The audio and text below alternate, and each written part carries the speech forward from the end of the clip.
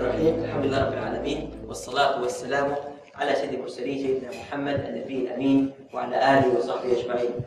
This is a very young organization compared to the two you mentioned, which is Sagola, Abdul Jamil, and look at it as a very small plant. However, I hope it has the right characteristics to grow to be a very strong tree, inshallah, in the near future.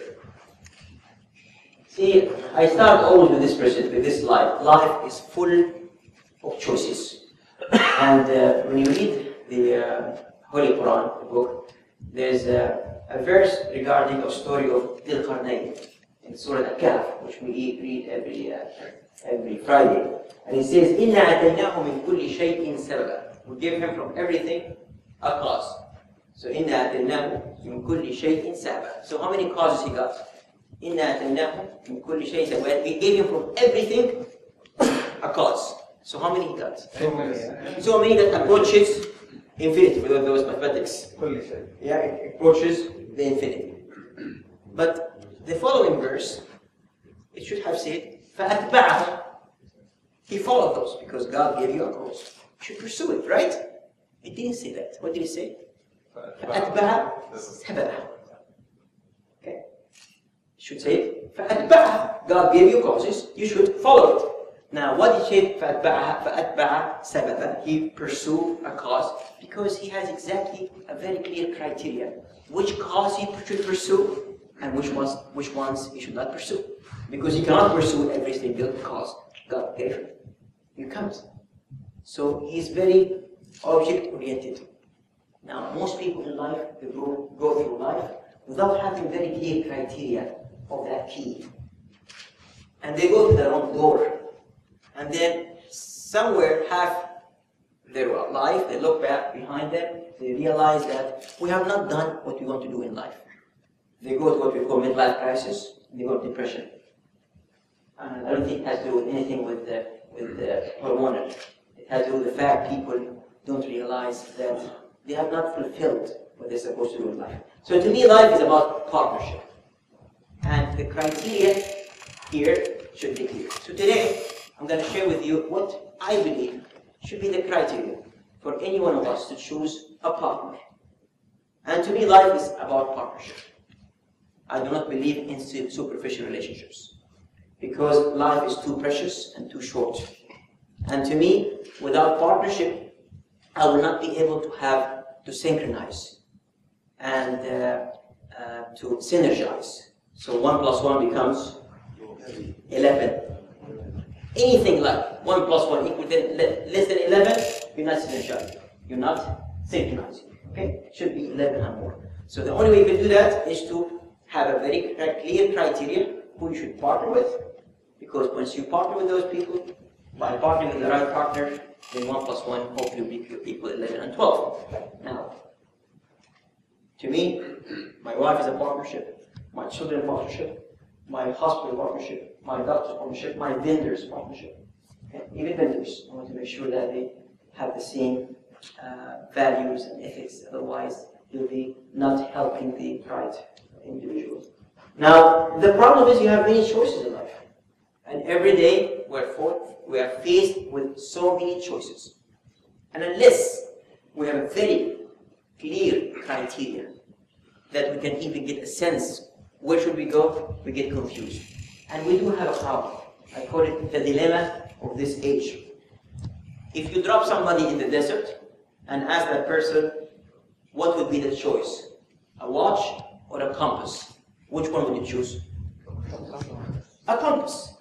And believe me, the vast majority of people, every single day, choose the watch over the compass.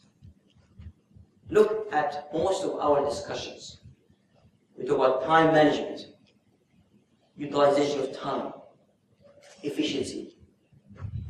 But we don't spend enough time talking about where is north and south. And there's so many people in the world and so many organizations. They focus so much on time management and optimization and utilization, but they lost their sense of north and south. And the people who do that, they end up at one point of their life depressed. They even commit suicide. even though they have achieved what seems to be success. But they lost their internal compass, their direction. I've seen organizations commit suicide because it lost its sense of direction. They got the money, they have good financial returns, they have high quality, but they have no sense of direction. Now the whole world is going this direction. Why is that? Because you can even see it in the books which start coming out. You would never see books like that in the past. This is one of the recent books. God is my CEO. And Jesus is my CEO. And many other books just came out. Why is that? Because we are going through different civilization now. We have entered that civilization. We started as hunters. With one hit, you have basically a meal that would feed a whole tribe. Then the next civilization came, which is the agrarian or the agriculture. What happens when this new civilization, first of all, why do we have to go to this civilization? It's a simple law of economics. Increase productivity of about 50 times. However, when this civilization started, did the hunters accept that civilization? No, it didn't. Why? Simple human nature. We are creatures who love status quo. This is something built in. So they resisted their movement, but eventually we became farmers, again because of increased productivity by 50 times. Then came the next civilization, industrial age. Machines start coming into the farmer's land. Did the farmers accept the change? No. Why? Again, creatures of status quo. So they say there's no alternative to the kind hand of the farmer, but eventually machines won.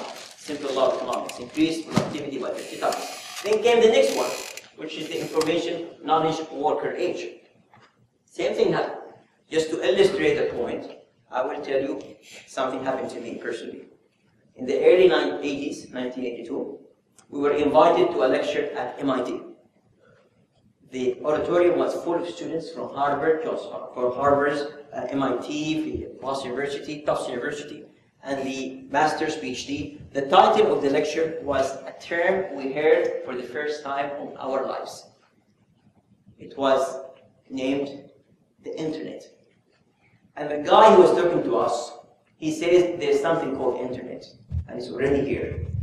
And with this Internet, you can, with just touching one button, you can reach hundreds of thousands of people. You can even send pictures. You can even send video clips.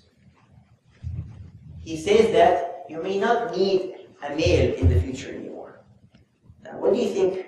And he looked with the curly hair, he was enthusiastic and passionate. What do you think we're doing? All those smart Harvard, MIT, master's PhD, what do you think we're doing? And then we were laughing at him, no more than suspicious. We were smiling, saying, my God, this guy lost it. He was actually the inventor of the Internet at the Pentagon. He was the guy who was ahead of everybody for at least 8 years. Eventually... What was his name? Well, I forgot his name. But basically, at that time, he was ahead of all of us. Okay? Did not even pay attention to him at that time.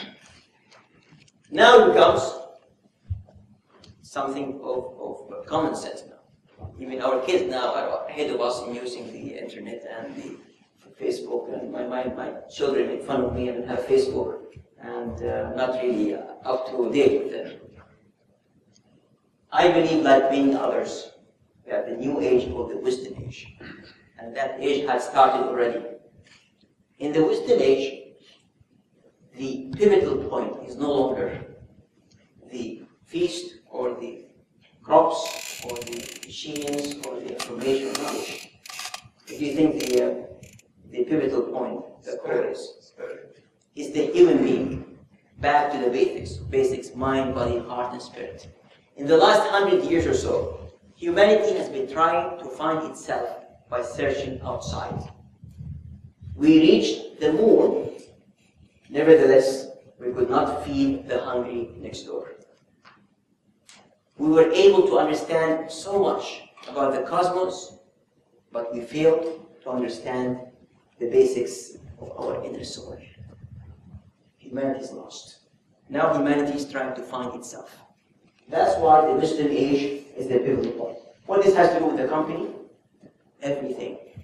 Because I believe in the next 2 decades, only companies, institutions, organizations which understand this concept are the ones who are going to excel. And every other organization, institution, still think in these terms will fall behind. They might be good, but they'll never be excellent or great. Now this is again the whole personal paradigm: mind, body, heart, and spirit. The problem is, nowadays most organizations manage people as things.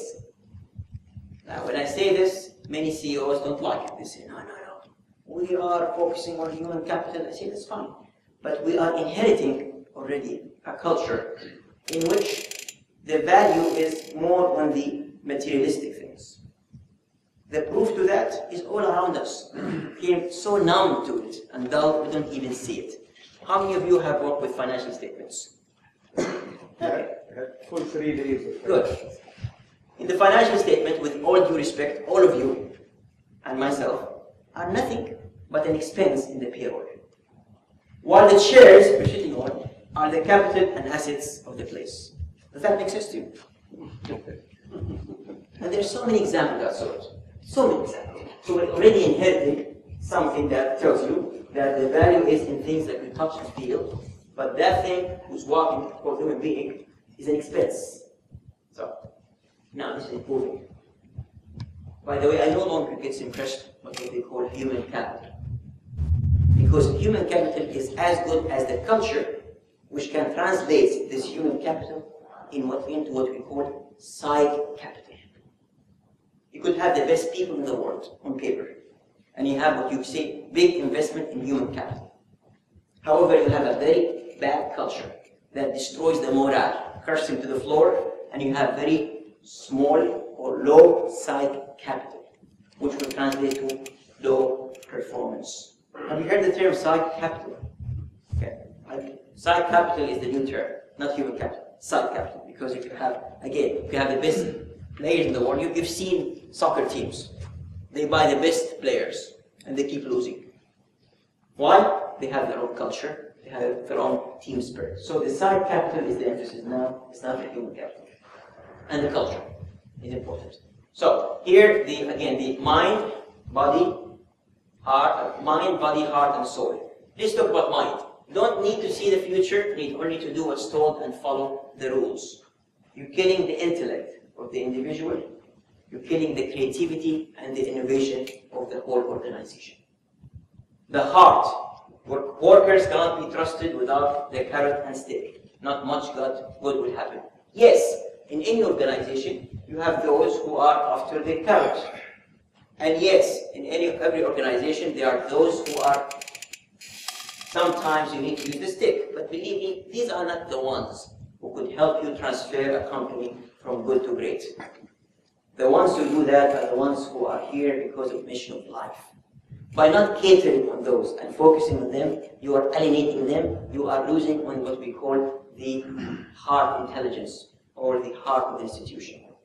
ما نصر رسول الله صلى الله عليه وسلم بمن كان وراء الغنيمة أو ذاك الذي يخشى السيف.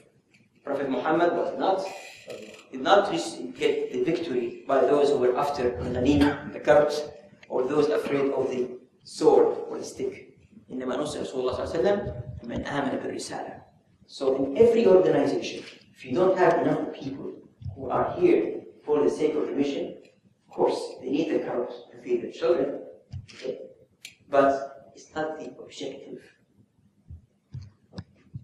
The physical systems must be designed to get work done efficiently. Yes, systems are very important, but we become so fixated on system, policy, procedure. There's an article just in Harvard Review last 2 months ago, talk about that in many areas, you should not have policy and procedure. You should break it. And if you don't, you're not maximizing on the intelligence, but in certain areas. What I'm saying here is that if you put one system and apply it to all as machines, without taking into account those who you should have enough freedom and flexibility, you're not maximizing what we call the physical intelligence. Because each one of us knows how he or she is able to maximize on his physical performance. By not allowing those people some flexibility, they're not going to be able to maximize on the physical intelligence.